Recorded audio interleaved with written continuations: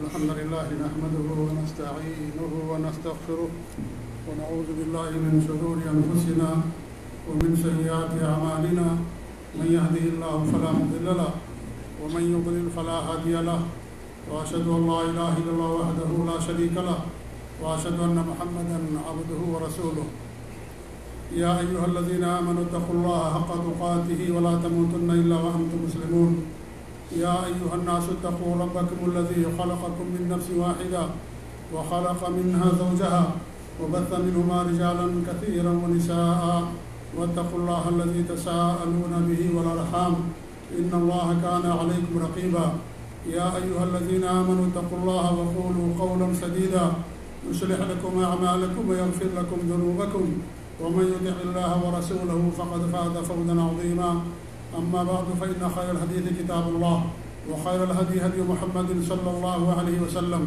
وشر الأمور محدثاتها وكل محدثة بدعة وكل بدعة ضلالة وكل ضلالة في النار فأعوذ بالله السميع العليم من الشيطان الرجيم بسم الله الرحمن الرحيم وآتوهم من مال الله الذي آتاكم وقال في موضع آخر تحبون المال حبا جما وقال رسول الله صلى الله عليه وسلم يكبر ابن آدم ويكبر معه اثنان حب المال وطول العمر أو كما قال صلی اللہ علیہ وسلم. مال ایک ایسی چیز ہے جو ہر انسان کی فطرت میں داخل ہے اور ہر انسان مال سے محبت کرتا ہے. مال کو مال اسی لیے کہا جاتا ہے کہ انسان کا نفس اس کی طرف مائل ہوتا ہے, اس کی طرف انسان کا نفس جھکتا ہے, اسی لیے مال کو مال کہا جاتا ہے. مال سے محبت انسان کی فطرت ہے. وہ تحبون المال حبا جما, اللہ فرماتا ہے کہ تم مال سے بہت زیادہ محبت کرتے ہو, بہت زیادہ مال کو چاہتے ہو.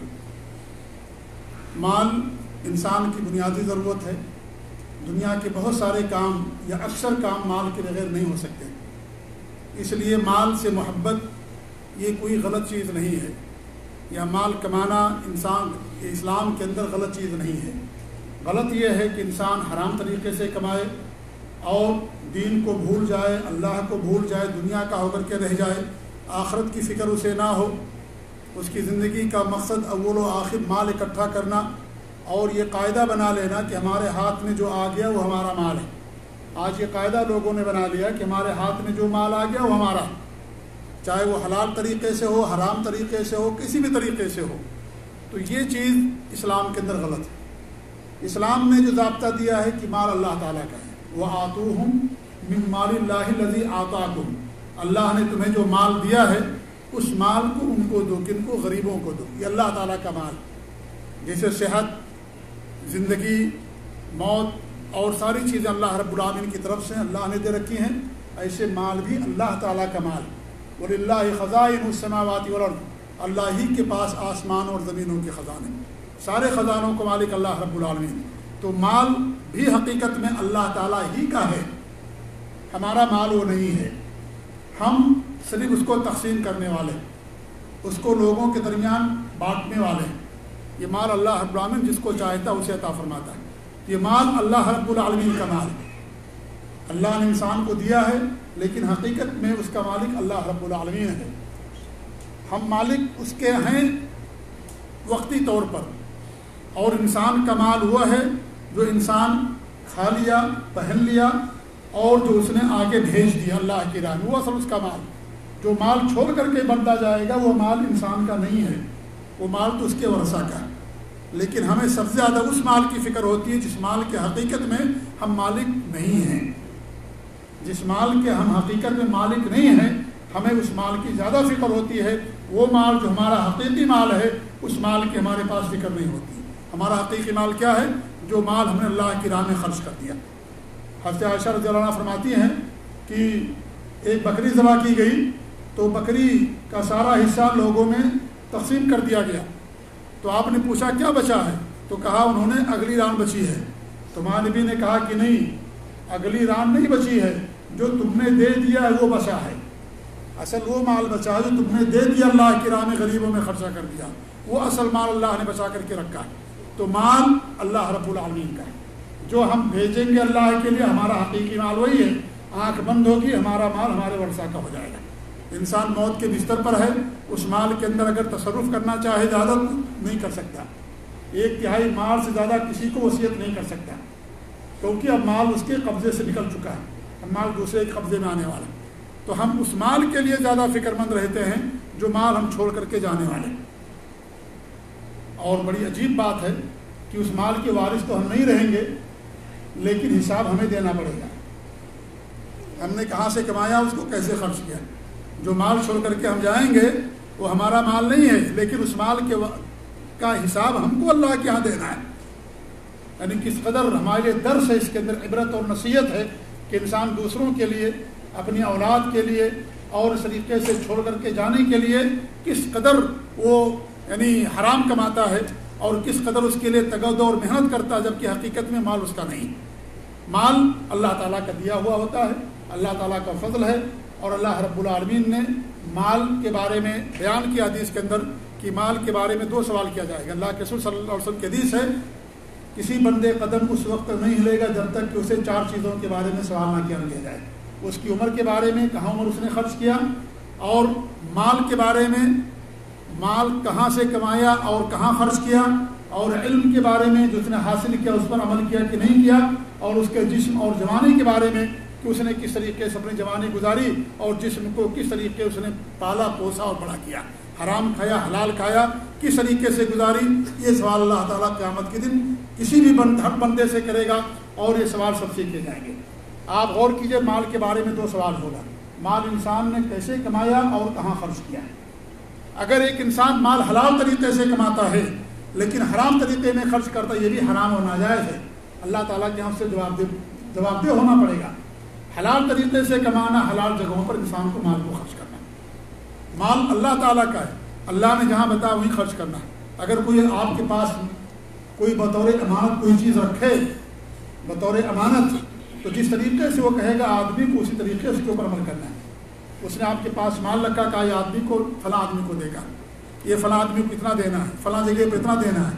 آپ صرف تقسیم کرنے والے ہیں, وہی معاملہ ہمارا بھی ہے. اگر انسان اس میں قطر بیونت کرتا ہے, کہیں کم اور کہیں زیادہ دیتا, اپنے پر خرچ کر لیتا, یہ مال کے اندر خیانت ہوتی ہے. تو مال اللہ رب العالمین کا حقیقی مالک وہی ہے. ہمارے پاس وقتی طور پر ہے, ہم چھوڑ کر کے چلے جائیں گے. ہمارے پاس جائیداد ہے, گھر ہے, مکان ہے, وقتی طور پر ہمارے پاس, حقیقت میں اس کے مالک نہیں ہے. زمین کا وارث اللہ تعالیٰ ہے, زمین کے خزان اللہ تعالیٰ کے پاس ہے. دنیا سب چلے جائیں گے, سب کچھ یہی رہے گا, اللہ تعالیٰ سب کا مالک ہے, اللہ کے ہاتھ میں سب کچھ ہے. لہذا مال کے بارے میں 2 سوال کیا جائے گا. مال تم نے کہاں سے کمایا اور کہاں پر خرچ کیا.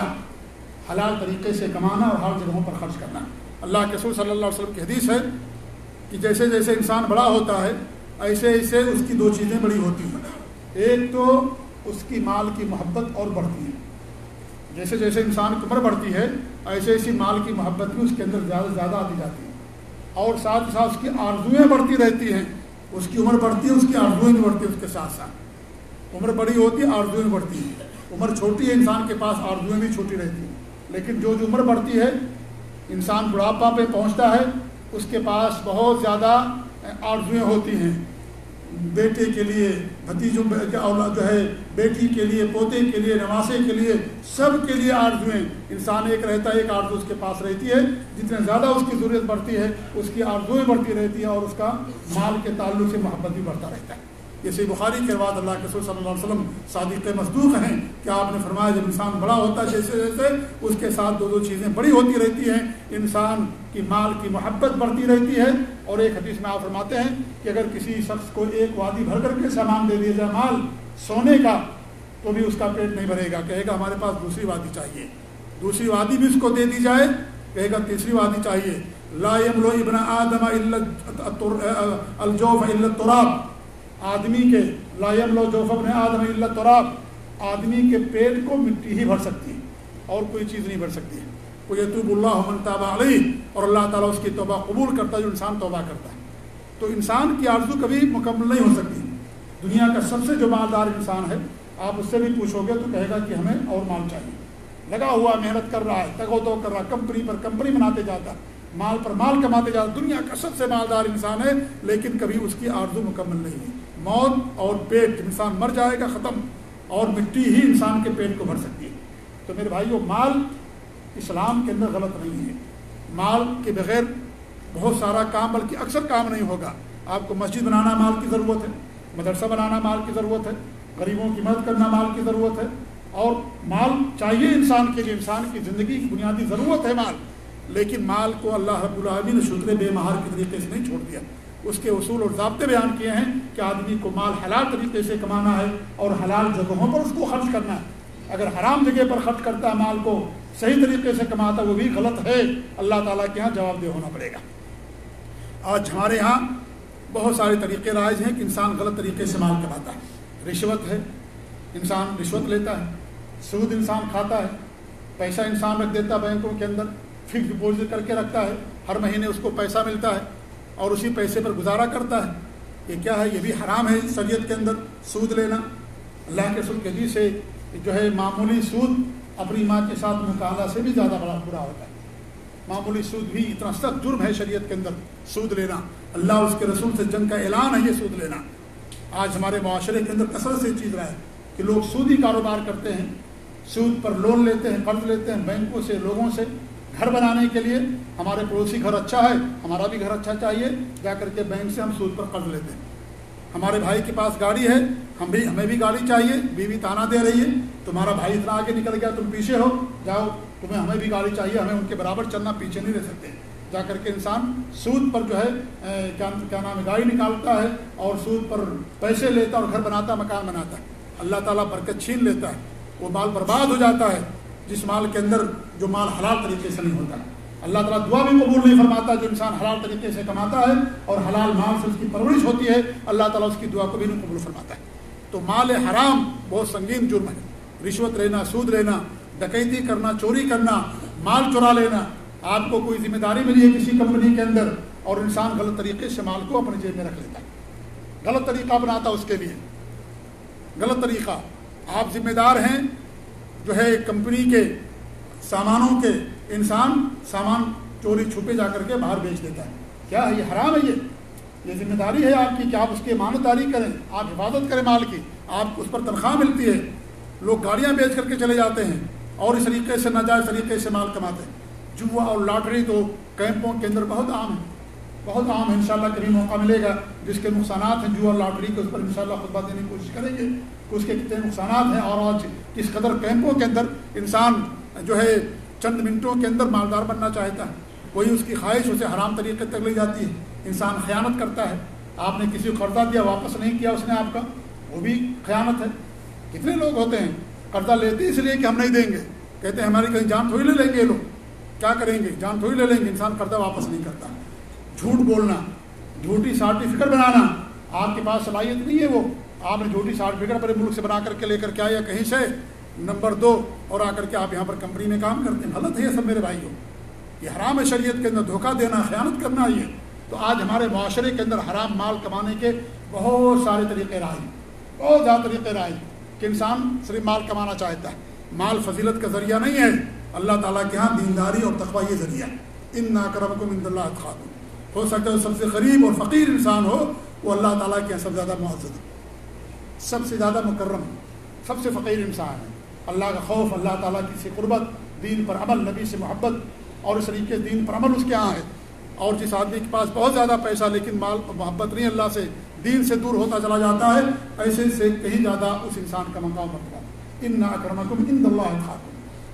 ہمیں یہی نہیں رہنا ہے، کتنی بھی دولت ہمارے پاس ہو جائے سب کو نہیں جانا، کب کس کی موت آ جائے کوئی نہیں جانتا ہے۔ ہمارے نبی کی حدیث ہے کثرت سے موت کو یاد کرو، کثرت سے لذتوں کو توڑ دینے والی چیز موت کو یاد کرو، اور کبھی مالدار انسان کی طرف ہوس کی نگاہ سے اور رشک کی نگاہ سے نہیں دیکھنا۔ ہاں وہ مالدار جس کو اللہ نے مال دیا ہے اور مال کو صحیح جگہوں پر خرچ کرتا ہے، آپ اس کے لیے رشک کر سکتے ہیں کہ اللہ تعالیٰ ہمیں بھی مال دے دے تاکہ میں اسی طریقے سے تیری راہوں میں خرچ کروں، غریبوں کی مدد کروں، نیکی کا کام کروں۔ لیکن وہ بندہ، وہ انسان جس کے پاس مال کی کثرت ہے، بہتات ہے، لیکن مال صحیح جگہ پر خرچ نہیں کرتا ہے، اس آدمی کی تمنا کرنا بھی ناجائز ہے۔ آج اس وقت مملکت سعودی عرب کے اندر ایک چیز اور رائج ہے جو یہاں کے نظام اور قانون کے خلاف ہے، وہ ہے در پردہ تجارت۔ در پردہ تجارت کا مطلب یہ ہوتا ہے، اور ابھی آپ لوگ سن رہے ہوں گے قانون اتنا سخت ہے اس کے تعلق سے، نظام اتنا سخت ہے اس کے تعلق سے فروری تک لوگوں کو موقع دیا گیا ہے، فروری تک لوگ اپنی اصلاح کر لیں، اپنے حالات کو صحیح کر لیں۔ کیا ہے اس کے اندر؟ در پردہ تجارت، پیسہ آپ کا ہوتا ہے، مقیم کا، اجنبی کا، اور سعودی کے نام پر تجارت کی جاتی ہے۔ وہ سعودی کو انسان پیسہ دیتا ہے اور باقاعدہ جو ہے وہ یعنی پوری کمائی آدمی کی ہوتی ہے۔ جو باہر کا آدمی ہو تو پیسہ لگاتا ہے، کتنے بقالے ہیں، سپر مارکیٹ ہیں، ہوٹلس ہیں، دکانیں ہیں، بہت ساری چیزیں آج ہیں یہاں پر۔ یہ کیا ہے؟ یہاں کے نظام اور قانون کے خلاف ہے۔ یہ حکومت کو بھی دھوکہ دینا ہے۔ حکومت یہ سمجھتی ہے کہ سعودی کا کام، حالانکہ اس کا کام نہیں ہے، یہ اس آدمی کا کام ہے جو اس کے پیچھے رہتا ہے، فرنٹ پر نہیں آتا، پیچھے سے کام کرتا ہے، اور اس طریقے سے ان کو باقاعدہ ایک متعین رقم ہوتی ہے، ان کو دی جاتی ہے۔ تو یہ یہاں کے نظام کے لحاظ سے بھی یہ سخت ہے، اور جو نظام ہوتا ہے اس نظام کو فالو کرنا ضروری ہوتا ہے۔ آپ کی کمپنی ہے، کمپنی کا نظام ہے، اس نظام کو فالو کرنا ہے۔ یہ نہیں کہ آپ غلط کر سکتے ہیں۔ آپ کی کمپنی میں جو بھی نظام بنتا ہے اس نظام پر انسان عمل کرتا ہے۔ ہمارے ملک کے کتنا نظام ہوتا ہے، انسان اس کے اوپر عمل کرتا ہے۔ تو جو نظام بنایا جاتا ہے، نظام اسی لیے ہوتا ہے کہ اس کے اوپر عمل کیا جائے، اسی لیے قانون بنتا ہے۔ تو یہ جو نظام ہے، یہ بھی جو رائج ہے آج، یہ بھی صحیح نہیں، غلط طریقہ ہے، اور یہ بھی جو ہے حکومت کے قانون اور ان کے نظام کے خلاف طریقہ ہے۔ اتنا سخت جرم ہے اس کے اندر ابھی بنایا گیا کہ سعودی کو 5 سال جیل ہو سکتی ہے اس کے لیے، اور 50 لاکھ ریال کا جرمانہ ہے اس کے اوپر، اور اس طریقے اس کے جو لائسنس ہے، لائسنس بھی منسوخ کر دیا جائے گا، لائسنس بھی منسوخ کر دیا جائے گا اس کا، اور جو اجنبی ہوگا اس کے لیے بھی سزا ہے، لیکن اس کی سزا کم رکھی گئی ہے، اس کو یہاں سے بھیج دیا جائے گا، اور اس طریقے سے جیل بھی اس کے لیے ہو سکتی ہے، اور جرمانہ بھی اس کے اوپر ہو سکتا ہے۔ اس لیے سعودی حکومت نے فروری 2022 تک لوگوں کو موقع دیا ہے کہ لوگ اپنے اپنے اوراق اور کاغذات اور ڈاکومنٹس کو صحیح کر لیں، اور اس طریقے جو نظام ہے، نظام کے مطابق اپنی تجارت کو آگے بڑھائیں، کیونکہ ہم وہاں سے تجارت کرنے کے ویزے پر نہیں آئے ہوئے ہیں۔ آپ کو تجارت کرنا، ویزا کھلا ہوا، آپ پیسہ جمع کرو، کمپنی بناؤ آپ کے نام سے۔ کتنے لوگ ہیں ہمارے ملک کے یہاں باقاعدہ ان کی کمپنیاں ہیں، ان کے نام سے جو ہے وہ ہے کیا کہتے ہیں، سجل تجاری ہے، لائسنس ہے ان کے نام پر، باقاعدہ ویزے نکالتے ہیں، لوگوں کو لے کر کے آتے ہیں، سامان لیتے ہیں، اور بڑی بڑی جو ہے مشینیں لیتے ہیں، کرائے پر لوگوں کو دیتے ہیں۔ تو اگر آپ کو تجارت کرنا ہے تو آپ جو تجارت کے اصول اور ضابطے اس کے مطابق کیجیے، اس کے مطابق کرنا ہے۔ یہ ہماری آپ کی بھلائی کے لیے، اور یہ جو انسان آتا ہے یہاں پر عامل کے ویزے پر یا کسی اور ویزے پر، وہ تجارت کا ویزا اس کا نہیں ہے، لہذا یہ بھی قانون اور جو یہاں کا نظام ہے اس کے خلاف ہے یہ۔ اس لیے جو بھی اس کے اندر ملوث ہیں ان کو سعودی گورنمنٹ نے باقاعدہ یہ موقع دیا ہے کہ بھائی یہ آنے والے فروری تک اپنے تمام ڈاکومنٹس اور تمام چیزوں کی اصلاح کر لیں، ورنہ اس کے بعد تحقیق ہوگی اور تفتیش کی جائے گی۔ اگر کسی پر جرم ثابت ہوگا تو اس صورت میں وہ جرمانے کا بھی مستحق ہوگا، اور وہ اپنا خود ذمہ دار ہوگا، اور اس میں کسی اور کی ذمہ داری نہیں رہے گی۔ تو یہ بھی آج یہاں پر رائج ہے۔ تو کہنے کا مقصد یہ ہے کہ ہم حلال طریقے سے مال کمائیں، اللہ نے جو دیا طریقہ اس طریقے سے انسان کمائے، ملک کے نظام کا انسان فالو کرے، اس کا احترام کرے، اس کے خلاف نہ کرے، کیونکہ نظام بنتا ہی اس لیے اس کے اوپر عمل کیا جائے۔ کتنے نظام ہیں ہمارے ملک میں، آپ کے اس کمپ کے اندر ہر جگہ نظام رہتا ہے۔ اب آدمی آپ کمپنی میں کام کرتے ہو، مثال کے طور پر آپ کمپنی کا ویزا ہونا چاہیے، باہر کا آدمی کمپنی میں نہیں آ سکتا، نہیں کام کر سکتا، یا مان لیجیے اکاؤنٹ کا کام ہے تو اس کے لیے نظام ہے، وہی آدمی کرے گا جس کا وہ ویزا ہوگا۔ تو یہ جو نظام ہوتا ہے یہ اس لیے ہوتا ہے کہ تاکہ کام صحیح طریقے سے چلے، اور قانون کے دائرے میں اس لیے سارا نظام بنایا جاتا ہے۔ تو یہ بھی ایک طریقہ ہے جو آج رائج ہے، یہ بھی نظام اور قانون کے خلاف ہے۔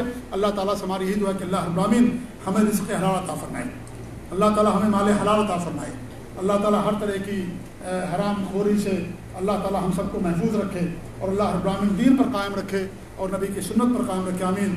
بارک اللہ علیہ ولکم فی القرآن العظیم ونفعنی وإياکم بآیات الذکر الحکیم، انہ تعالی جواد کریم الکم الرؤوف الرحیم۔